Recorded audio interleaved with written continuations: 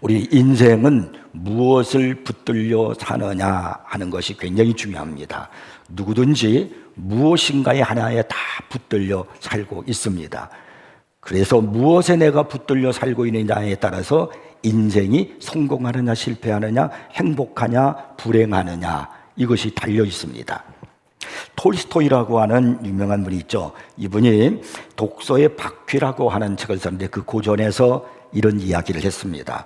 인간은 노예이지 않으면 안 된다.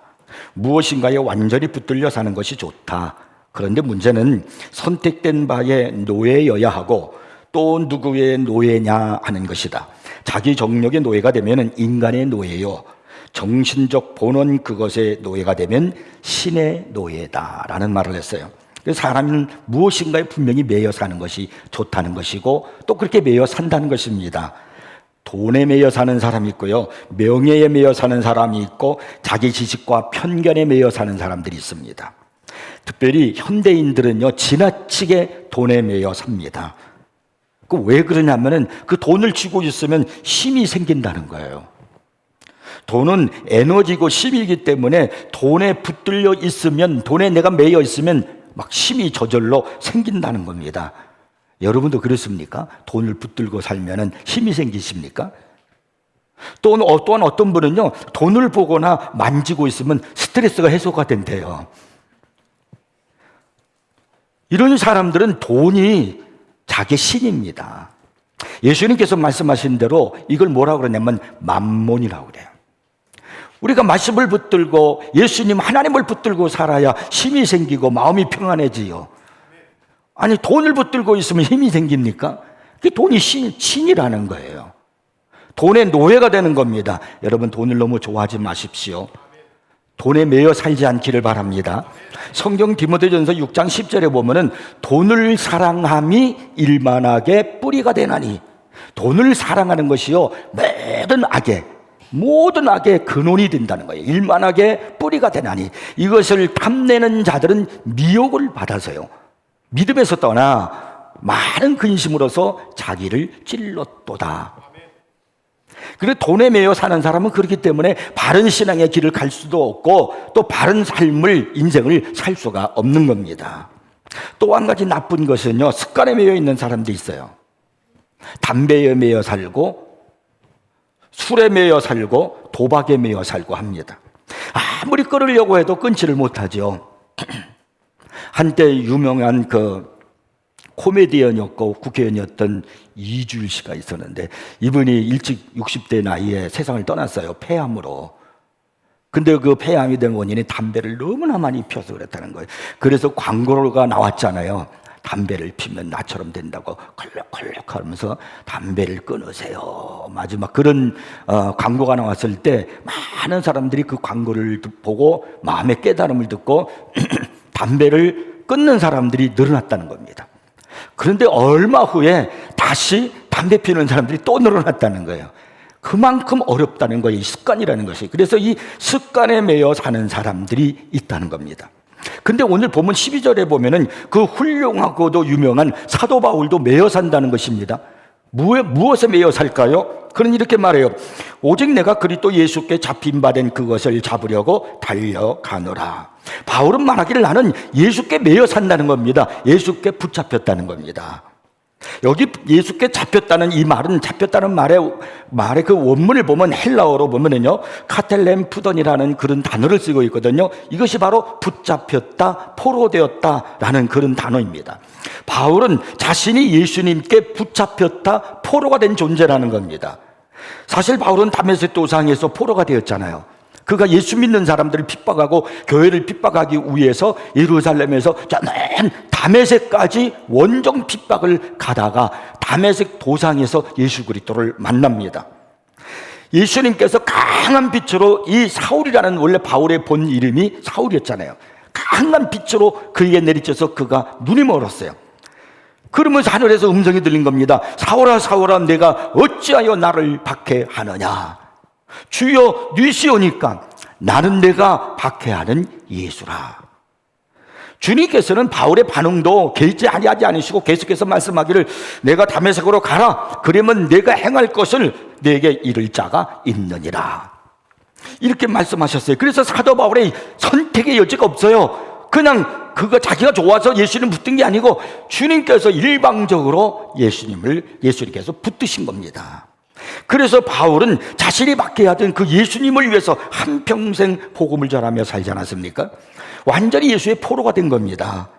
그런데 그가 뒤늦게 생각을 했어요. 갈라디아서 1장에 보니까 그가 어떤 이야기를 하면 이런 얘기를 해요. 내가 다메섹에서 부르심을 입은 것이 아니다.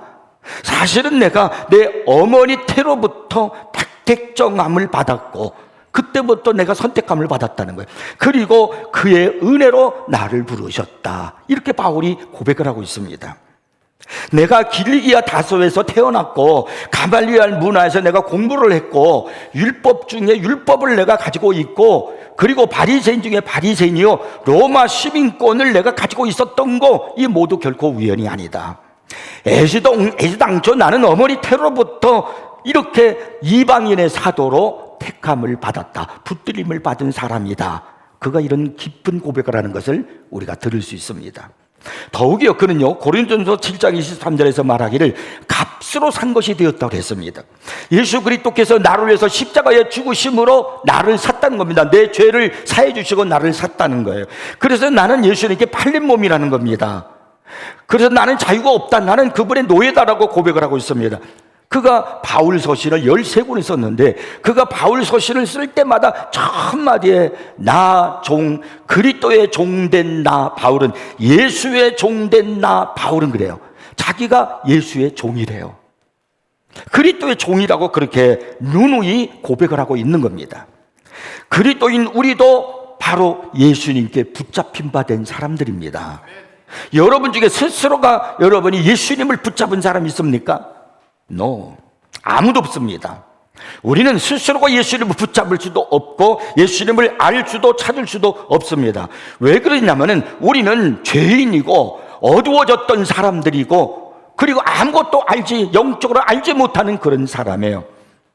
그런데 그분께서 스스로 오셔서 나를 찾아오셨고 그리고 나를 붙잡아 주셨습니다.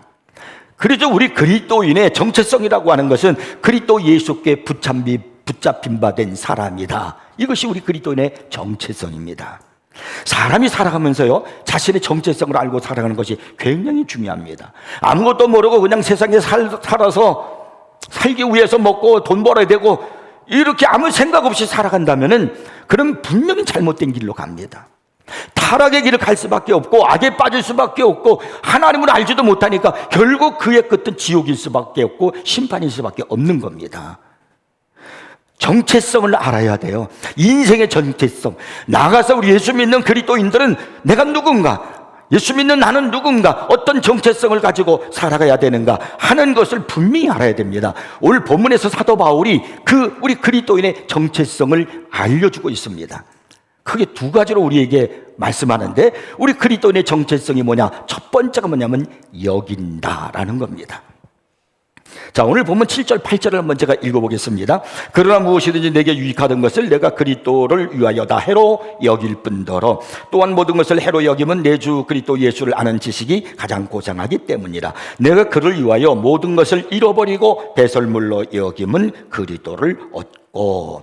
이 말씀에 보니까 3번씩이나 계속해서 똑같은 단어가 등장하고 있는 것이 있어요. 그게 바로 뭐냐면 여긴다라고 하는 겁니다. 여기 여긴다라고 하는 것은 전에는 내가 무척 자랑스럽게 여기고 그리고 집착하며 그것을 위해서 내 인생과 정력을 다 쏟아서 바쳤던 것인데 이제는 그 모든 것들을 버리고 신앙의 성숙을 위해서 살아간다라는 그런 의미가 된 겁니다.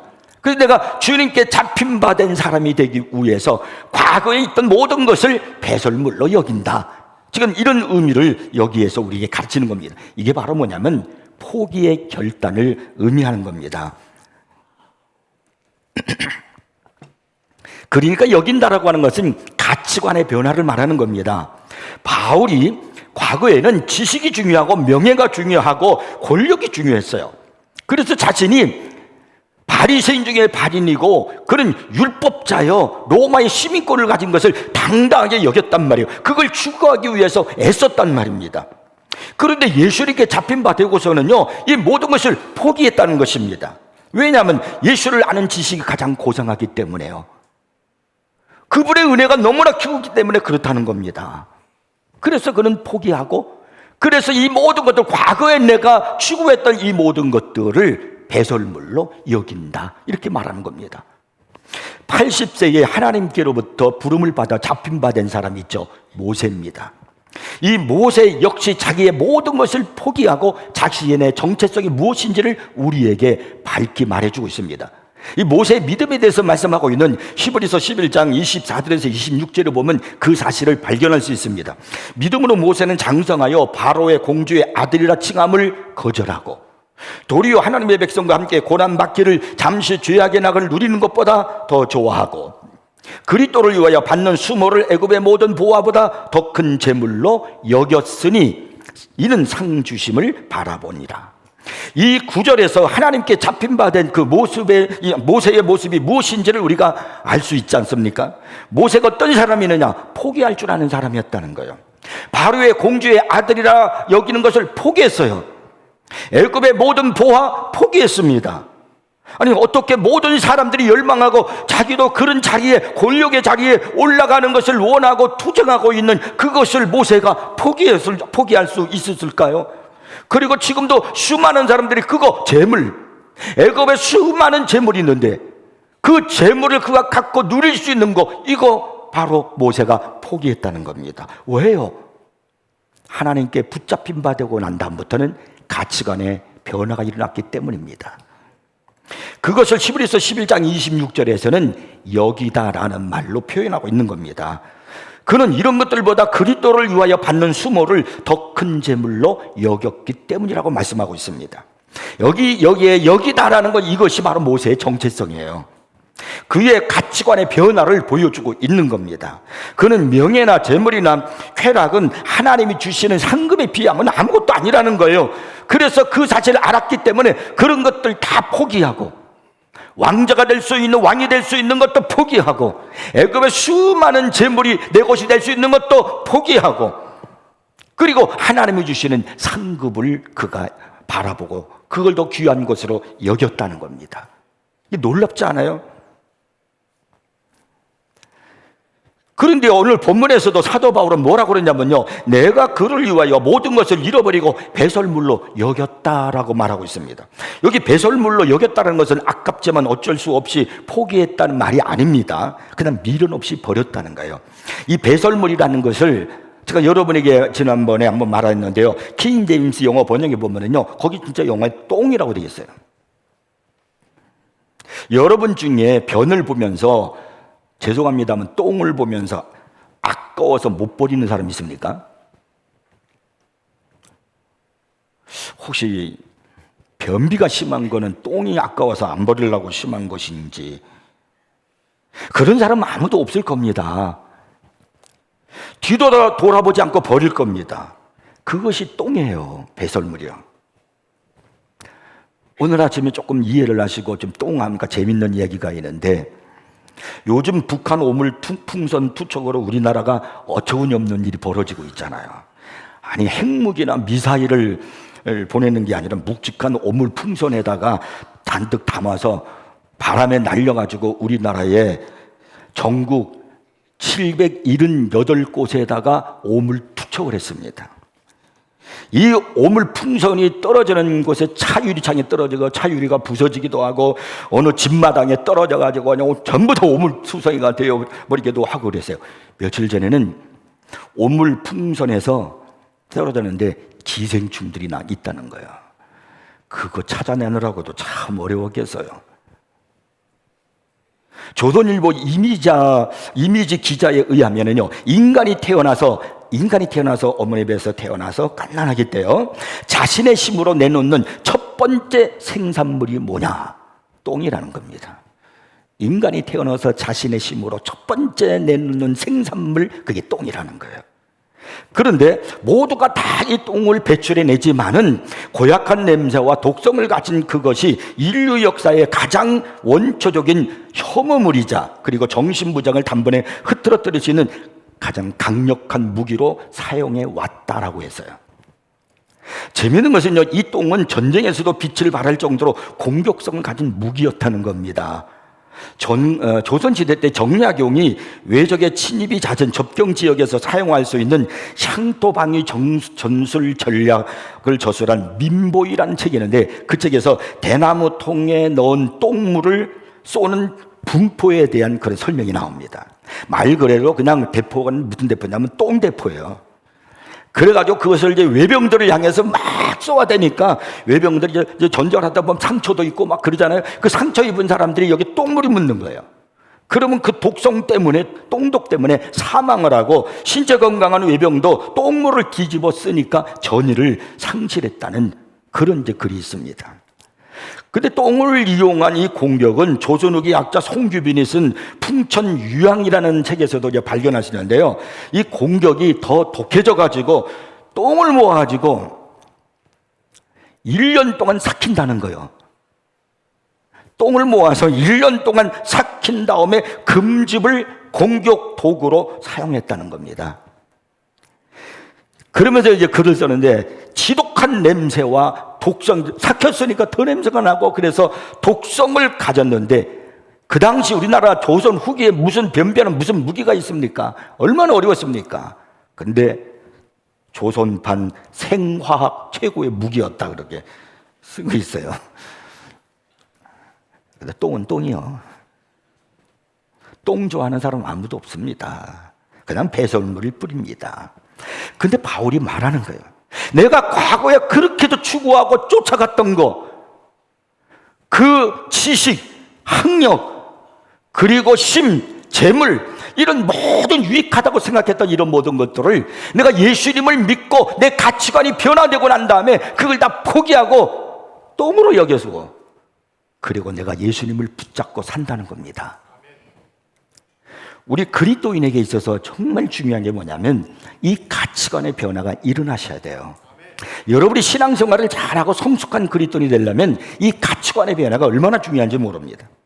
그것이 바로 뭐냐면 여긴다는 거예요. 여긴다. 그래서 사도 바울은 뭐라고 그랬습니까? 나는 과거에 내가 추구했던 이 모든 것들을 배설물로 여긴다.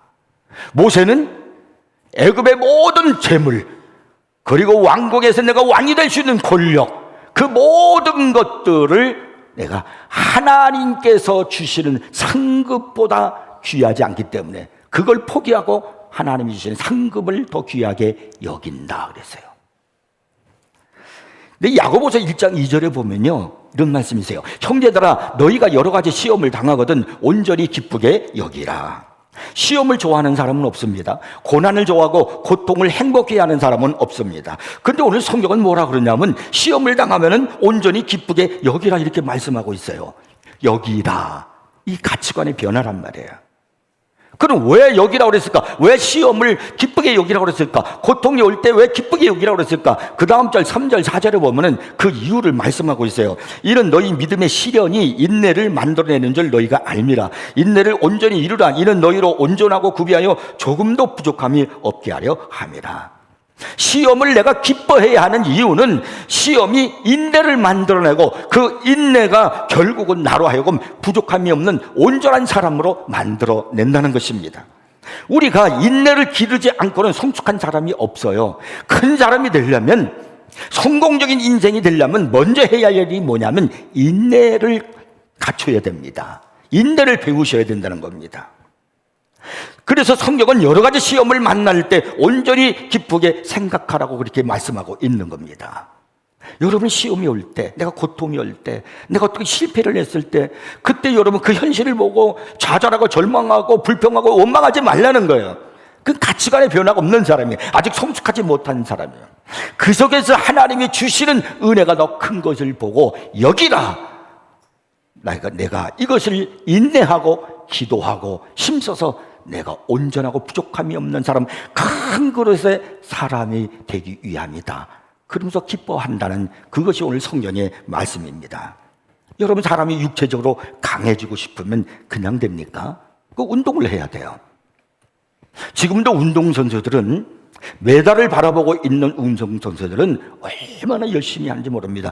운동은 고통입니다. 자기의 힘을 기르기 위해서 육체적인 체력을 기울이기 위해서 고통 속에도 힘들지만 열심히 운동을 합니다. 마찬가지로 영적으로 내가 강한 그런 영역 있는 사람이 되려면요, 우리가 영적으로 더 힘을 기르지 않으면 안 돼요. 그래서 인내가 필요한 거예요.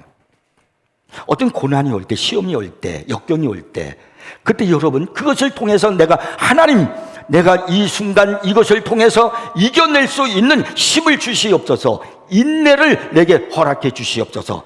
그리고 여러분 인내해 나가면 온전한 사람이 된다는 겁니다. 그 영적으로 강한 사람이 되는 거예요. 영역이 되는 겁니다. 오늘 우리들에게 필요한 게 바로 가치관의 변화라는 겁니다.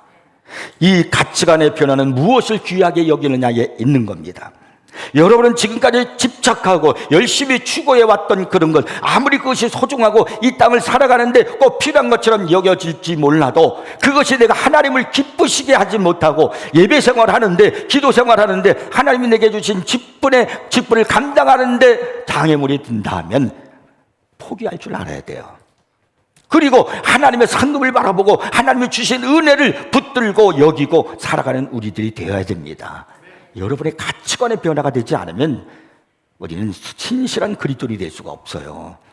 그냥 세속적인 인간적인 그 본능을 그냥 가지고 신앙생활을 하니까 여전히 돈이 좋고 세상이 좋고 여전히 명예가 좋고 권력이 좋아요. 그러다 보니까 오늘날 교인들이 어떤 교인들이 되었냐면 명목상 그리스도인이 되는 거예요. 명목상 직분자, 가난한 교인이 많단 말입니다. 가난한 교인이 뭔지 아시죠? 안 나가 교인. 교회는 안 나가지만 예수는 믿어, 그런 사람들이 있어요. 심각한 일 아니겠습니까? 오늘 우리 세인교회 성도들은 오늘 이 말씀을 듣고 여러분 우리의 정체성이 무엇인지를 알고 가치관의 변화를 느껴서 무엇이 귀한 것인지를 알고 그것을 귀하게 여기며 살아가는 여러분이 되기를 바랍니다. 그 다음에 두 번째는요, 달려가노라예요.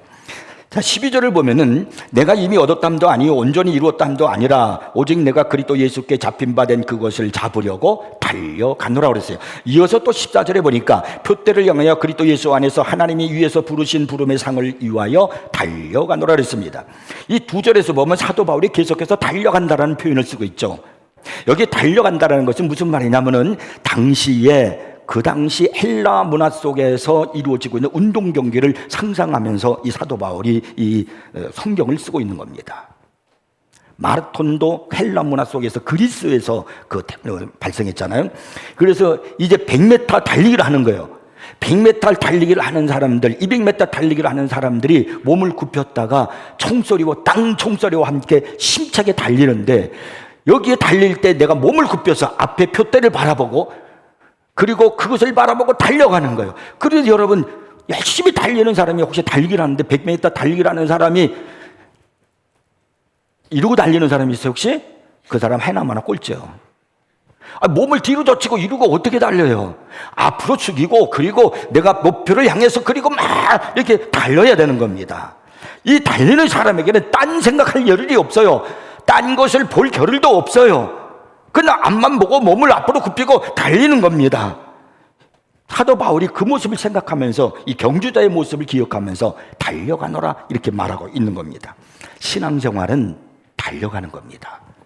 천천히 걷는 것도 아니고요, 뒤로 가는 것도 아니고요, 정지해 있는 것도 아닙니다.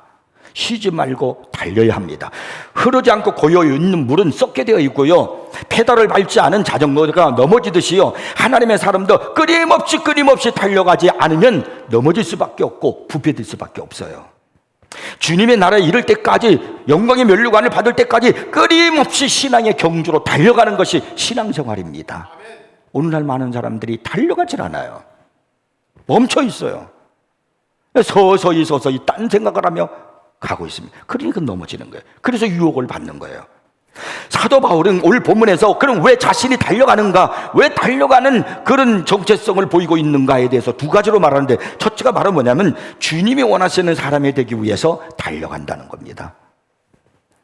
12절에 보면은 오직 내가 그리스도 예수께 잡힌 바 된 그것을 잡으려고 달려가노라 그렇게 말하고 있습니다. 바울은 인생의 한순간에 다메섹 도상에서 예수께 사로잡히게 되었잖아요. 주님은 바울을 그리스도인으로 만들기를 원하셨습니다. 그러나 단순히 바울이 구원받는 것으로 그를 구원받는 사람이 되게 하기 위해서 구원의 목적으로 그를 붙잡으신 것이 아닙니다. 구원받고 새로운 삶을 시작해서 예수 그리스도의 그 모습처럼 성령 충만한 그런 사람으로 변화된 그런 사람으로 성장되어서 그를 통해서 바로 하나님의 나라가 이루어지고 복음이 전파되기를 원하는 그런 바람으로 우리 주님이 바울을 붙잡으신 겁니다. 바울은 구원받아서 하나님의 자녀가 되었어요. 그러나 주님이 원하는 그 목표에까지는 이르지를 못했던 것 같아요. 자신이 보기에. 주님은 저 성숙한 예수 그리스도의 모습으로 성장해야 되는데 바울이 거기까지 아직 성장하지 못했던 것 같습니다. 그래서 오늘 12절에서 그가 하는 말이 내가 이미 얻었담도 아니요 온전히 이루었다 함도 아니라고 그렇게 고백하고 있는 겁니다. 지금 이 바울은 자신의 현재의 삶을 성찰하는 거예요. 그러면서 느낀 솔직한 심정을 말하는 겁니다. 나는 아직도 이미 얻은 것도 아니고 온전히 이룬 것도 아니다. 그러면서 지금 자기가 후회하는 거예요. 이걸 말하면 뭐라 그러냐면 거룩한 불만이다 이렇게 말해요. 내가 그리스도를 닮은 거룩한 삶을 살아야 되는데 예수 그리스도의 성장한 장성한 그 분량까지 이르러야 되는데 나는 아직 그렇게 되질 못했어. 나는 아직까지 거기에 이르지 못하고 성과하지 못했어 라고 하는 그 거룩한 불만을 갖고 있는 거예요. 이 거룩한 불만을 갖고 살아야지 되는 거예요. 이게 예수 믿는 사람이에요. 그래야 내가 변화되는 거예요. 회개가 나오고 그리고 달려가는 인생이 될 수 있어요. 사도 바울은 이 거룩한 불만을 고린도후서 7장 10절에서 뭐라고 그랬냐면요, 하나님의 뜻대로 하는 근심이라고 말하고 있습니다. 하나님의 뜻대로 하는 근심이 우리에게 얼마나 있습니까? 내가 하나님 뜻대로 살아야 되는데. 우리는 그런 근심을 얼마나 많이 하면서 살아가고 있느냐 말이에요. 여러분은 현재 신앙생활에 만족하십니까? 현재 여러분의 인생에 만족하십니까? 주일에 한 번 교회 왔다가 가는 것으로 만족하십니까? 내가 기쁜 자로서 현재 나의 믿음 생활에 만족하십니까? 괜찮다라고 그렇게 생각하십니까? 아직 이루지 못했다면 거룩한 불만을 가지셔야 돼요. 나는 아직 그렇게 되지 못했구나. 그래서 신령한 근심을 가지란 말입니다.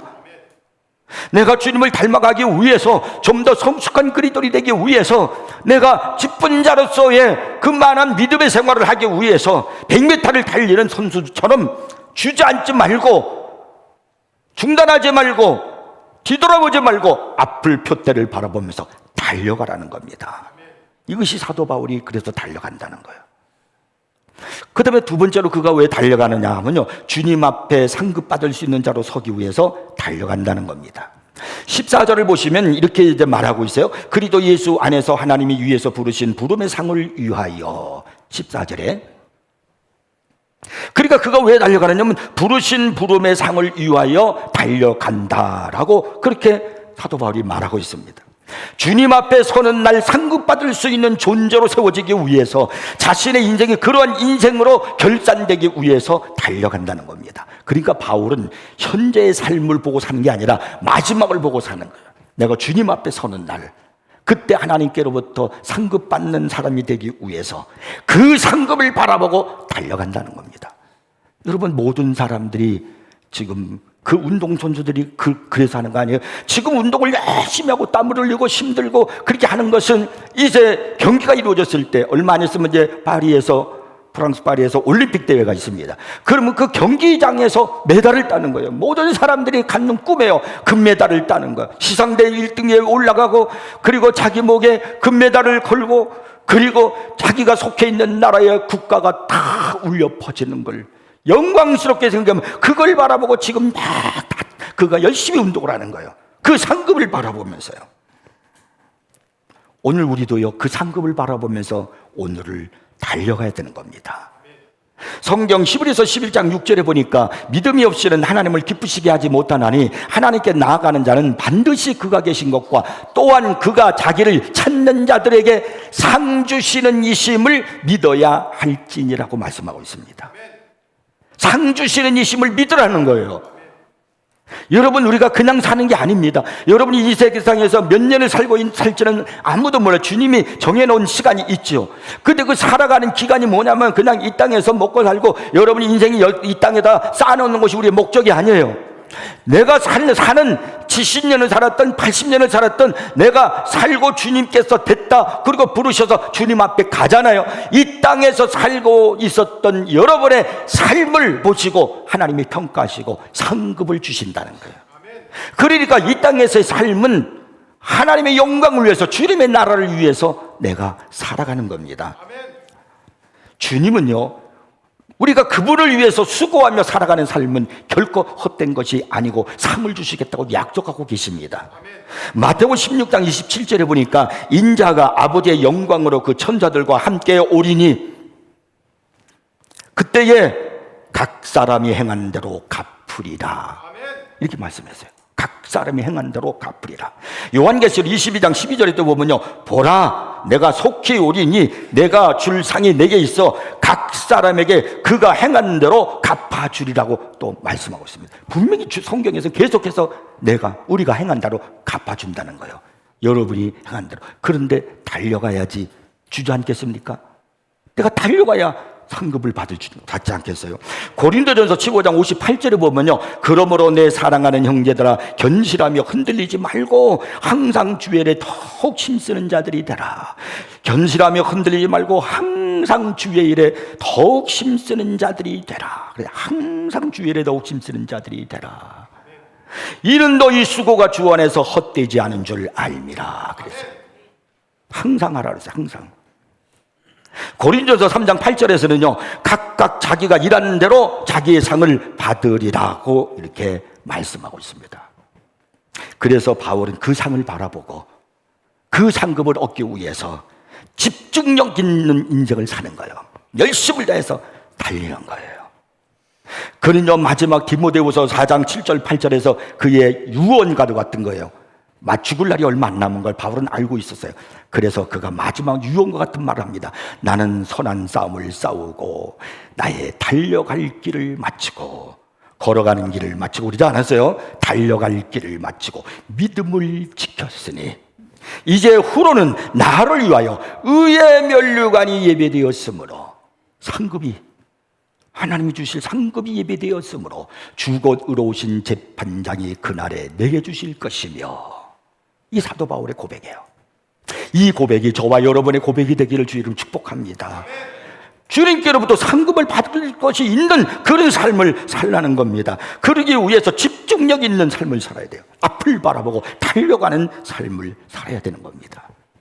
핸들이 메시아라고 하는 위대한 곡을 작곡할 때 무려 23일간이나 침식을 잊고 작곡에 몰두했다고 합니다. 훗날 핸델은 그 곡을 작곡하던 때의 심경을 이렇게 고백했습니다. 나는 그때 오직 하나님의 나라, 그리고 이 나라의 주이신 메시아 바로 그분만을 바라보고 있었다. 23일 동안 침식을 잊고 핸델은 막 주님의 영광을 위해서 메시아라는 곡을 작곡을 했다는 거예요. 23일 동안 침식을 잊고. 그러면서 그의 말이, 나는 그때 오직 하나님의 나라, 그리고 이 나라의 주이신 메시아 바로 그분만을 바라보고 있었다. 이런 집중력을 가지고 달려갔다는 거예요. 그래서 나온 곡이 메시아고, 그 안에 있는, 메시아 안에 곡 중에 안에 있는 곡이 유명한 할렐루야가 있는 거예요. 구원자이신 메시아 한 분만을 바라봤던 핸델의 집중력, 예수 그리스도 그 한 분만을 바라보고 달려갔던 사도 바울, 하나님이 주실 상급을 바라보고, 그리고 애굽의 모든 재물도 귀한 것으로 여기지 아니하고 백성들과 함께 고난의 길을 선택했던 모세, 그들에게는 얼마나 큰 상급이 있었을까요? 주님께 붙들린 삶을 살기를 바랍니다. 여러분의 가치관이 중요해요. 여긴다, 달려가노라, 이것이 오늘 우리들이 가져야 할 신앙의 가치관입니다. 적당히가 아닙니다. 서서히가 아닙니다. 항상 주의 일을 힘쓰라, 항상 달려가노라, 이 말씀을 기억하고 우리 모두가 주님을 바라보고 달려가는 성도가 되기를 주의 이름으로 축복합니다.